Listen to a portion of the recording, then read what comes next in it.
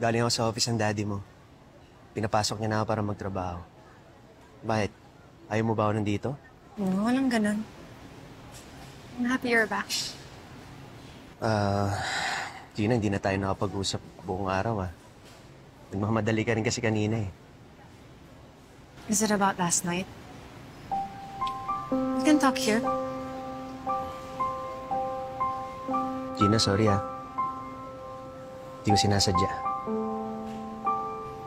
I think we should just forget it. We made a mistake.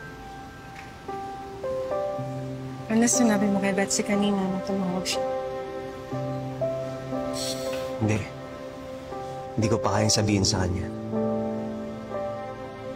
Ikaw gusto kong makita.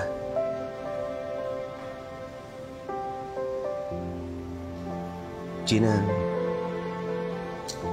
sana mapatawad mo ako. Pero maniwala ka, lahat ng sinabi ko tungkol sa'yo kagabi. Gerald, hindi naman ako galit sa'yo